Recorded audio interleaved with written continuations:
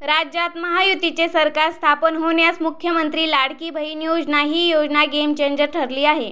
सरकारने यापूर्वीही अनेक योजना राबवल्या आहेत, पण या योजनेची लोकप्रियता घराघरात पोहोचली आहे।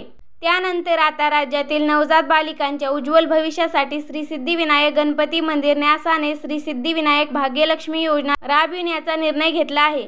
राज्यातील सरकारी रुग्णालयामध्ये जागतिक महिला दिनी म्हणजेच 8 मार्चला जन्मलेल्या नवजात बालिकांच्या नावाने 10,000 रुपयांचे फिक्स डिपॉझिट करण्यात येणार आहे।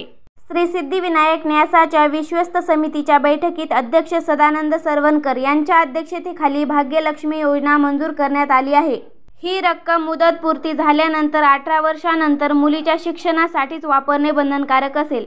हा प्रस्ताव सध्या राज्य सरकारकडे पाठवण्यात आला असून मंजुरीनंतर लवकरच योजनेचे निकष जाहीर केले जाणार आहेत। श्री सिद्धिविनायक गणपती मंदिर न्यासाच्या 2024-25 आर्थिक वर्षातील वार्षिक उत्पन्नात विक्रमी वाढ झाली असून ते 133 कोटीवर पोहोचले आहे।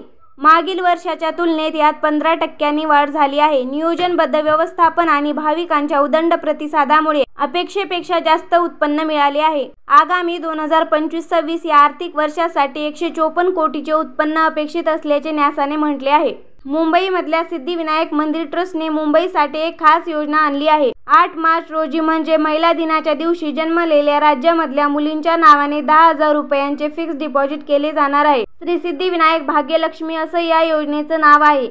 राज्य सरकारच्या मान्यतेसाठी ट्रस्टकडून हा प्रस्ताव सादर केला गेलाय। तर या योजनेचा लाभ कसा मिळणार, तर 8 मार्चला जन्मलेल्या मुलींच्या नावाने 10,000 रुपयांची मुदत ठेव केली जाणार आहे। लेख वाचवा व लेख शिकवा मोहिमेला प्रोत्साहन देण्यासाठी ट्रस्टकडून हा निर्णय घेण्यात आला आहे।